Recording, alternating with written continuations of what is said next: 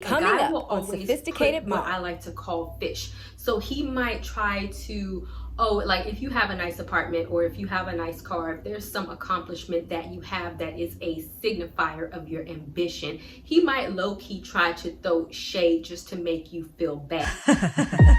Dedication, preservation, take a look inside your salvation. Do every good work, it takes patience, like a butterfly. What's up, guys? Sophia here, back with another video. If you are new to my channel, don't forget to subscribe and don't forget to hit the notification bell so you can stay updated on all my videos. Also, don't forget to check the description box because I always put a lot of stuff in there, specifically my book for single women, because what we're going to be talking about today is how to date as an ambitious woman. Now, there is a narrative going around, I noticed, among women. This is personally not my thing. If it's your thing, then do you, boo.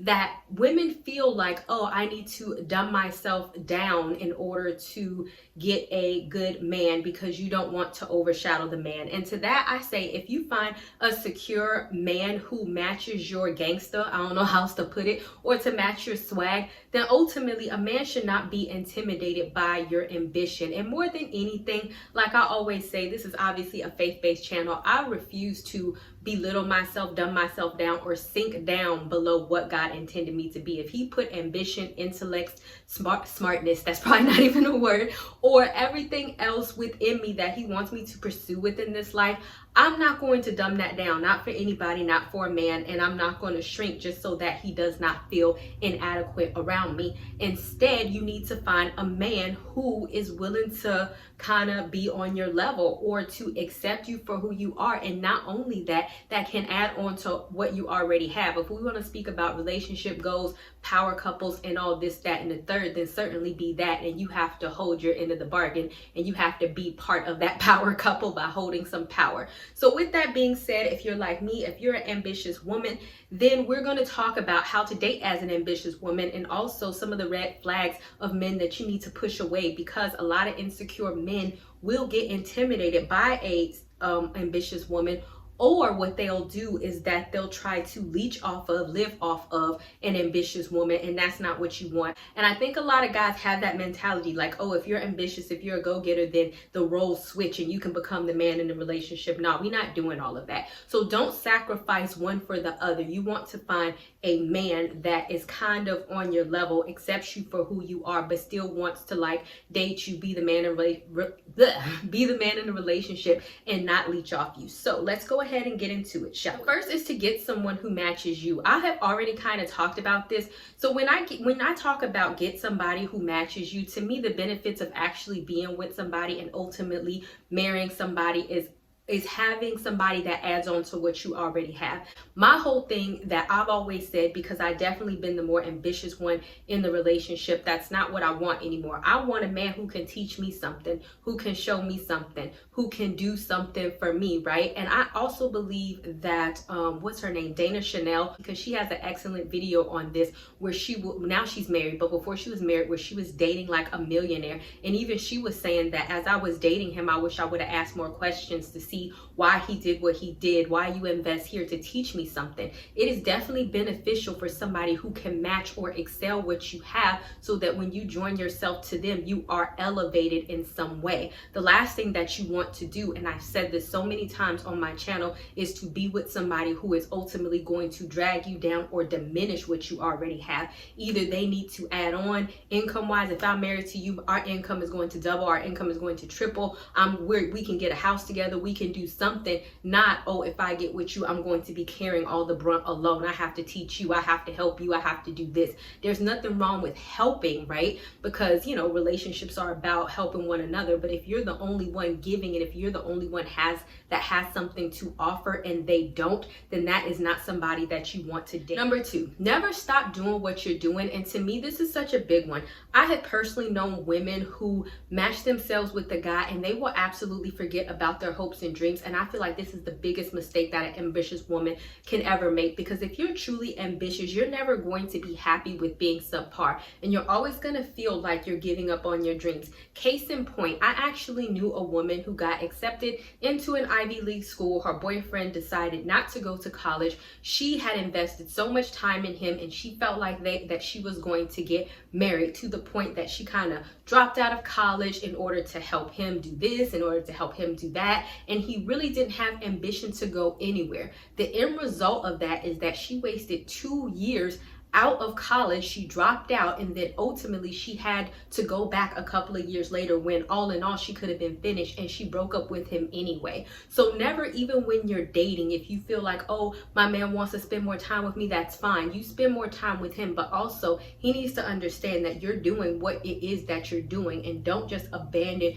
your hopes and dreams on somebody that you're dating or somebody that you're in a relationship with, because if it ends, then you're not going to have anything. And I think Tiny and T.I. said this, right, when they were on the situation where he was cheating on her. This is a prime example of how she was in Escape. She was doing her thing. When they got together, he was not T.I., right? And so, but then when she said, oh, when we got together and I kind of stopped doing what I was doing, it's like he had all the control, and ultimately he had control of the money. He felt like he could do what he wanted to do. He started cheating on her, and all this, that, and the third. And ultimately, when it was a situation where I feel like I can't leave because I'm not as financially stable as to when I was doing my own thing, and I abandoned all my hopes and dreams to ultimately marry him, and now I'm kind of stuck and I don't have anything going on for myself. Ultimately, when T.I. did cheat on her, she did go back into Escape. She did, you know, I think she bought some type of sports team, and that's when he came crawling back. But a good lesson that you can learn from her is that, no, I need to have something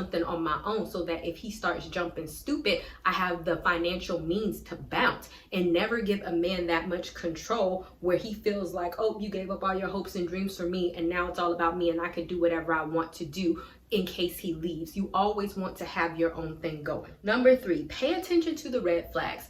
Whenever you are dating somebody, there are always red flags that a man has to say. And so the red flags is, like I said, is A, that they want to live off you. For example, when I met a guy, and I had, and then he saw where I live, right? And so I lived in a really nice apartment at the time, and then he was like, and he just said it. I don't know. I feel like if y'all don't see the red flags, then I don't know what to say, because to me, there's always red flags. People are always like, guys hide who they are. No, they don't hide who they are. You just not paying attention. But specifically, he was like, oh yeah, I definitely like dating a woman who has her own, because that way I don't have to take her out on a date as much, or I don't have to try as hard because she's already doing things on her own. And he point blank kind of said that. He might have not used that exact verbiage, but basically that's what he said. That is a huge red flag, that either a man wants to live off of you, or either he's not going to put in as much effort because he feel like you have everything. And remember, tip 1,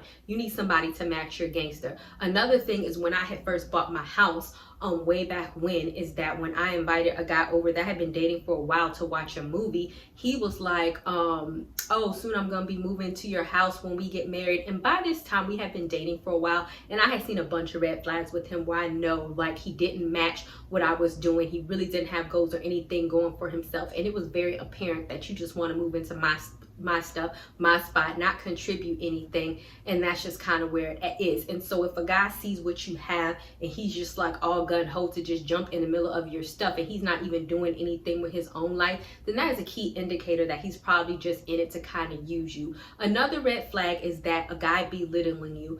If you tell him about your business and he's like, oh, well, that's not that great, that's not that fancy, that's not all of that, that's a dumb idea, and he's always kind of downing you, then that is a key indication that he is jealous and he has an insecurity issue. And ultimately, if you were to get in a relationship with him or ultimately marry him, he's going to hold you back because he doesn't want his woman to do better than him. A real man will be like, oh, if my woman is doing better than me, then let me match her, let me get on her level, let me grind harder. No man should pull you down simply because they don't want to match what you have. 4, don't become his mama.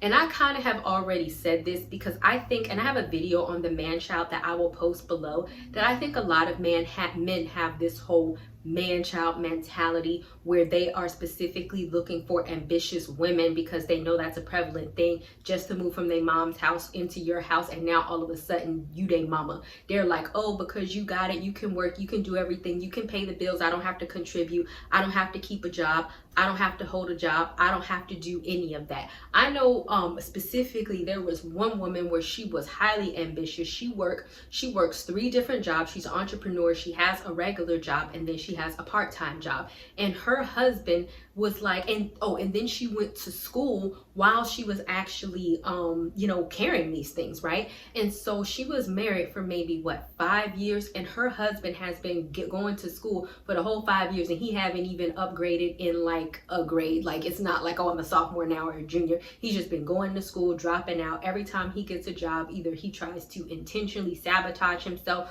or get fired, or he says he's looking for a job and can't find one. This is a classic man-child, because you should not be rotating and having all of these sorts of jobs and doing all of these sorts of things and paying for stuff, and she's making well into the 6 figures while he is claiming that, oh, I can't find a job, I can't hold a job, I can't go to school and work at the same time, and you're not even going to school. This is a classic indication that he wants somebody to be his mom, and now he's just leeching off of you. You don't want for your, I could do better by myself. If I'm gonna pay for myself and make all of this money, I could just use it for myself. I don't then need to split it with somebody who is not doing anything or bringing in anything and don't want to bring anything. I can have now I have to split my money and spend food on you. You sucking up more air conditioner at the house because you ain't got nowhere to go. The heat, my bills and stuff is elevated because of you. You don't bring anything to the table, and all you want me to do is sit up here and take care of you. That is the last thing that you want. And if you know that the roles are starting to be reversed in the dating situation and you're turning more into the male role, this is a classic indication that this is where this is going, and he wants like to be your child, basically. So the last one, and I've already touched on this, is never dumb yourself down. If by chance on a date, a guy will always put what I like to call fish. So he might try to, like if you have a nice apartment or if you have a nice car, if there's some accomplishment that you have that is a signifier of your ambition, he might low-key try to throw shade just to make you feel bad. Oh, you really don't look like, men have told me, oh, you're really not that cute. You're really not that smart. You know, a PhD really isn't that big of a deal because you don't have a man and you're single, or, you know, it's like those type of things. And so never feel like, oh, you're right, it's not that big of a deal, or what I'm doing is not that great, or everybody can do what, no, because what he's doing is he's intentionally trying to get to your self-esteem to make you feel less than what you are. A real man that is for you will want to celebrate your accomplishments. Yeah, he can give constructive criticism if he sees like, oh boo, I feel like you could do this better, I feel like, you know, you could do this better. That's constructive. Just simply putting you down, and we're to the sense that you feel like, okay, I can't tell him my accomplishments, I cannot do as much, or I need to hide my accomplishments, or if I all of a sudden feel like what I have done in my life is not that great simply because he said it, then that's not somebody that you want to date as an ambitious woman, because as time goes on, he'll consistently belittle you just to kind of lower your self-esteem. A real man that is for you, as with any relationship, should want to celebrate you, not make you feel like crap. All right, guys, so those are the 5 tips on what to do, not do as dating as an ambitious woman, as well as the red flags to look for. I would definitely love to know if any of you have had difficulties dating as an ambitious woman. Leave them down below, and I will talk to you guys, see you guys another day, another time. And oh, don't forget to thumbs up this video, and don't forget to subscribe. Bye, y'all. Not ready for the show to end? It doesn't have to. You can head over to my site where you can read hundreds of articles. And also you can feel free to shop my store where I have all of my products for sale. And last but not least, for even more video content, feel free to visit my YouTube channel where I talk about a wide array of content. Thank you guys so much for tuning in, and until next time, stay blessed.